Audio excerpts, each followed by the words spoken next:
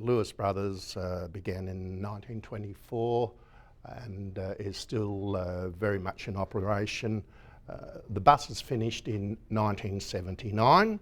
That was a 54-year journey, and which involved many facets of buses and transport. My father, Norman Lewis, Percy Lewis, and Bernard Lewis came out from Carnarvon in Wales in 1923. Their father, or my grandfather, was a merchant, a shipping merchant, running timber from London to Canada. He lost a ship and as a result said to the boys, we're going to Australia, which in fact did happen. They arrived here, and I do know that he gave them each £2,000, the boys, which was to start them on their way. They bought some 2 solid-wheeled Diamond T trucks, and they began running sheepskins and fuel to Broken Hill. The return trip took a week. That was their first introduction into transport. 2 years later, they purchased 2 Brockway bus chassis, which were, as you can appreciate, chassis, the engine, nothing on there.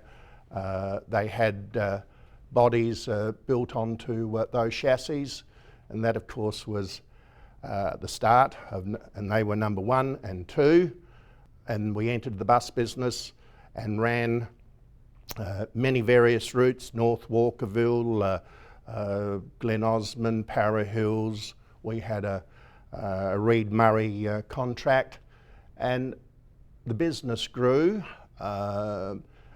rapidly. My brother John Lewis came into the business in 1956. He stayed there with it till it finished in 79. I was the youngest of 3 boys in the second generation.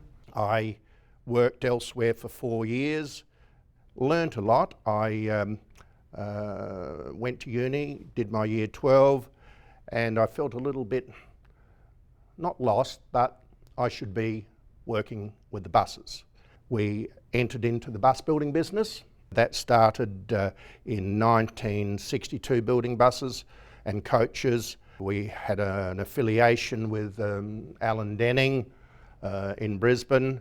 We actually bought a frame from him, and that we went on from there. It was different in those days. If you set your mind to something, or I feel we'd put our mind to it, and we'd do it. And it happened. We weren't a victim of failure, and we continued building buses and for ourselves and other operators such as Bowman and Bridgeland and Morford and Slattery, and we built these coaches, Red Line coaches in Tasmania. This was wonderful in as much as we were building buses for ourselves, gaining an income from the buses we built for other people. That kept the wheels rolling. Coaches advanced and air conditioning came in the late 60s, 68, and that I was involved in travelling the world then. I would buy the air conditioning. We bought them from Westinghouse in America. We bought the diesel engines, which were Leyland in those days, later GM. We bought those from England, and there was no internet, and you physically had to do it. So we then moved along, and toilets came into buses in 1976. So that was another advent in the development of coach building. And while all this was going on, I've never stopped being a bus person. I drove them back from Brisbane. I still drive on occasion if they want a coach move from A to B. The buses consumed 54 years of our journey, and then there have been another 37 years since. Although, while the buses were going on, myself being a car enthusiast, I commenced a dismantling yard which is called Glynde Auto Spares, where it still is and where I was this morning. On the 6th of October, that'll be my 50th year with that particular yard. From then on, we spread our wings and established a yard, one called Penfield out north, one Tonsley, one in Cooper Pedy, one in Mount Gambier, another one on Port Road, and a sports car dismantling yard. So we had this great conglomerate that was operating. Every facet of the dismantling game been involved with. I was once anti-auctions and said, my goodness, they're going to really upset the way we do things. Prior to this, there had been tendering on vehicles, and we would travel the countryside all over Australia. We had 6 buyers on the road, and it would be nothing to buy. Well, in 1995, we purchased and sold 3,000 vehicles. You couldn't do it that way today. So I changed my stripes and got into the auction business myself. We did that for 21 years. With the fact there was no internet, I was travelling the world to buy items for buses, and while I was away I saw all of these opportunities. You could put your mind to it, and if it wasn't in Australia you would buy it. We imported Mustangs and Camaros and performance cars from America, started converting them from left to right drive. We sold them all over Australia, New Zealand and New Guinea. That started me on importing Porsches and Mercedes and Jaguars from Europe and England, Hong Kong. I can remember when you talk about you could do almost anything. I was with this American, Joe Cody, who was really almost a mentor. I really look up to Joe. We were driving along one day and I said, Joe, it's summer here. Why are the lawns in the median strip so green? And Joe said, Ron, that's not lawn, that's AstroTurf, which we call artificial lawn. And I said, really? And he said, I'll get you a piece. I won't tell you how we got the piece. And I brought that AstroTurf back to Australia and spoke to people, loaded it into a 40-foot container, and I never had any patent rights on it, but it was just wonderful for a year. Containers of carburettors, children's push bikes from Hong Kong, artefacts, copper artefacts, and then we got into being the first people to go to Taiwan and Japan, buying aftermarket parallel type parts for our yards. We would go to mid-city auctions on a Saturday and I buy 1 or 2. One time I bought 3 Falcon GT XY shakers, which are an icon, bring them back to work. On the Monday we would cut them up, dismantle them, it sounds criminal, and we would sell the parts, and in a fortnight there would be nothing left. So they're collectors' cars worth a lot of money now, and that certainly wouldn't happen today. And people can't believe it when I tell them things like that. I saw a Mustang in 1969 Mac Mustang in Sydney, and I looked and thought, wow, I like that. So we wrote to the Australian Embassy in America, made contact with this Joe Cody, and business then, and possibly now, was built very much on trust. Joe said, what did you want? And I said, Joe, I want 6 damaged Mustangs with parts, and we're going to convert them to right-hand drive in Australia, and can you help? He said, Ron, I've always wanted to come to Australia with my wife and child. You're on. I said, how are we going to do this? Will I put funds into your account? So we established a letter of credit, an irrevocable letter of credit. And he said, I don't want any money, Ron, up front. He said, I've done a little bit of homework on your company. He said, you're going to be paying the freight, and you're going to be paying the duty and the sales tax, and I'm going to be in Adelaide when they arrive. which was so. And by the time Joe got here, they were all sold. My brother John was going to India for business, and he said, "What can I do while I'm over there for you, Ron, or for us?"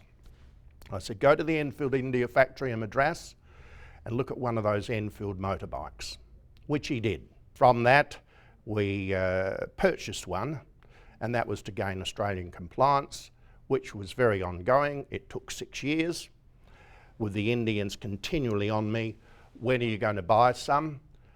We gained compliance, bought 6 of them, sold them, the rest was history, and then they came out in 14 of them in containers, and we sold, I do know how many, but hundreds and hundreds of them, 8 dealerships in Australia, and just on a whim and a thought, it just went.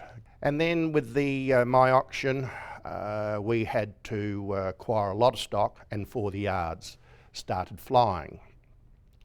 We bought a plane, and we used that for our assessing and the like. That came to an end when my wife Barbara said, "Ron, you've got 2 young children, I don't like that." So that plane went away, but I had this taste for aeroplanes, and it came from that. So I bought an airline that's a little over the top, Kangaroo Island Air, and we had 2 DC-3s, and we would fly them from here to Kangaroo Island with the school children on. And we had a place called Hill Farm in Kangaroo Island, and that was the reason. Everything had to have a reason. When I was at school, and I was bright-eyed and bushy-tailed, I wanted to do things.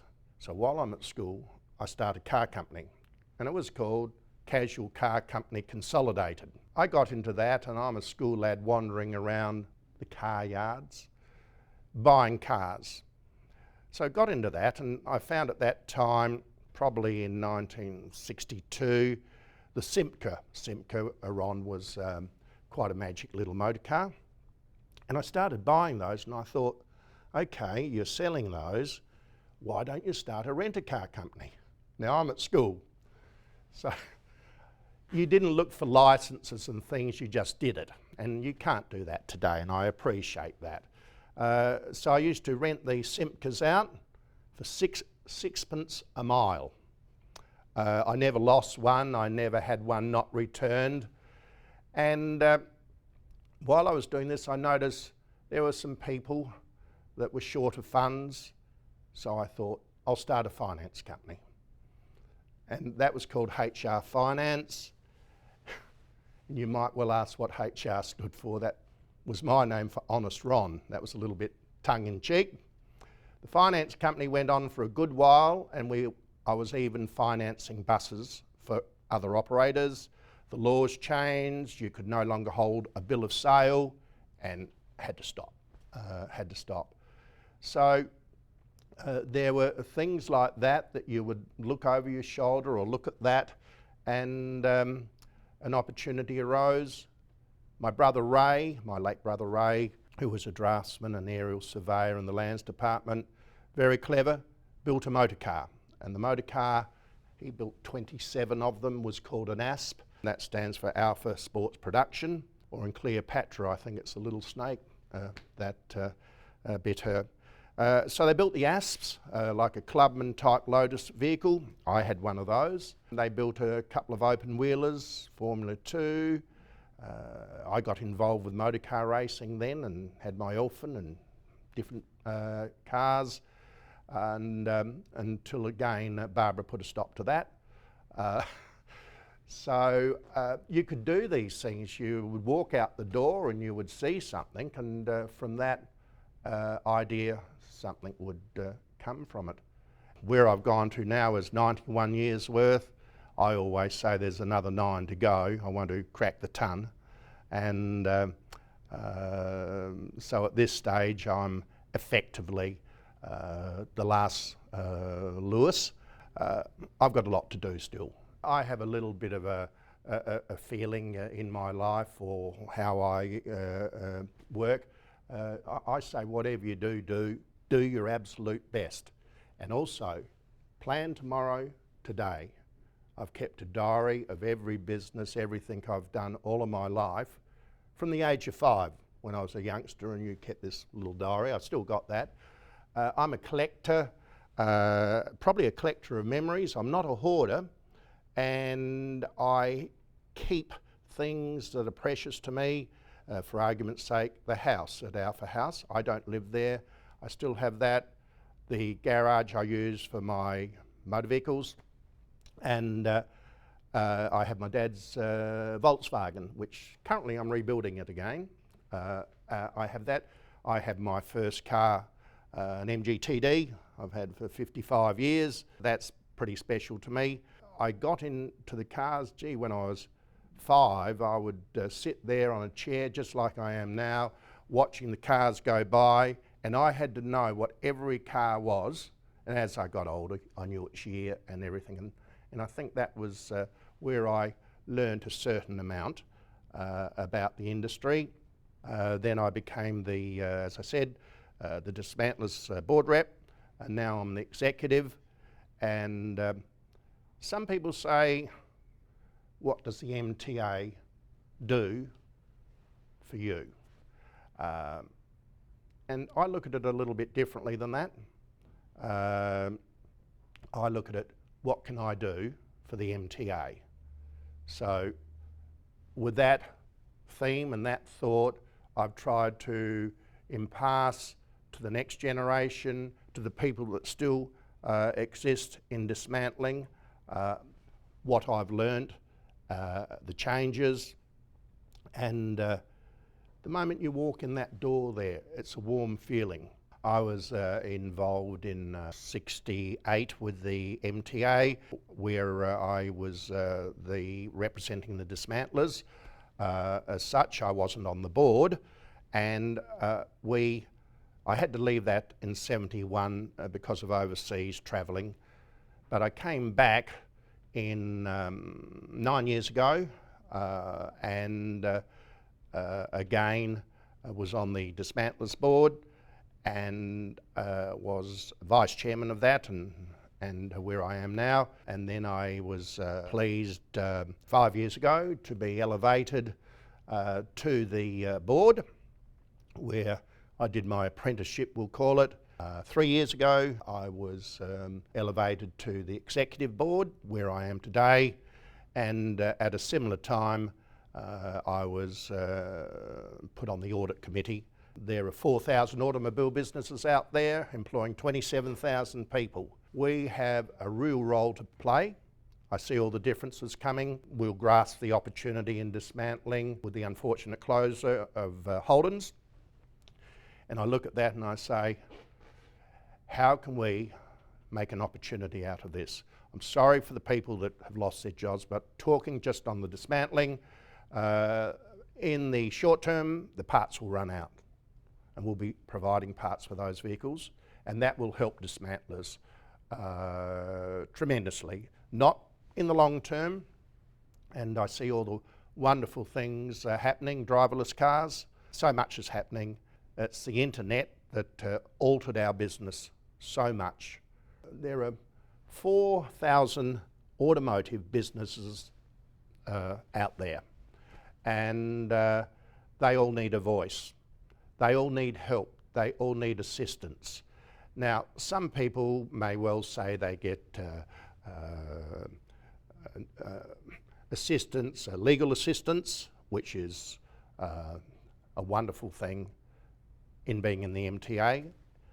One, it's part of your membership, and Paul does a fantastic job there, and along with his other people, Anna. So you may have a problem or a situation, you pick up the phone, you call in here if you wish, and you ask for a result or some way of resolving this, and I have never known them to fail me. And it's also a two-way thing. We talk with each other how it should be done or what do you think. And then We have people who are wanting to put on apprentices, and you know the MTA is very much a training organisation, and we need hosts to employ those apprentices, whether it be electrical, mechanical, motor vehicle painting, crash repairing. Those people get a great start in life, and they have the MTA. We have a wonderful training facility down at Royal Park, which is also used by other people. As we move along, we see terrific changes approaching us. I talk about worry about the people losing their job. We're running out at Holden's, where production in South Australia is coming to an end, and some of those people need employment. I was talking to a compatriot yesterday who has just put one on. Now that's only one, but that's the MTA will focus on job creation for those people, creating opportunities, and with 27,000 people in this automotive industry, I hope we can place some of those people. And that's a big challenge. And if someone said that you'll be sitting in the passenger seat, but really in the driver's seat with a driverless car, my goodness, what would my dad have thought of that if I told him? He would have thought I was pulling my leg or go away. We've got all those changes coming. We've got the different changes approaching us with the insurance industry, the way motor vehicles are repaired, totally different than the way it used to be. And in this MTA we have, say, the body repair. You've got Jeff Williams and John Zulian, who very much can contribute to the knowledge and the information we want. We all have our own expertise, and that radiates out from this boardroom out to the people out there. When you're in the MTA, you get involved with politics, and you have the pleasure of meeting some very interesting people. 2 weeks ago, we had dinner with Jay Weatherall. He's a gentleman, and we all got our chance to talk about whatever our particular subject was. With everything happening with the foreclosure of Fords, this business is far from over. It's not dead. We'll take opportunities and we'll spread our wings and we'll go with it.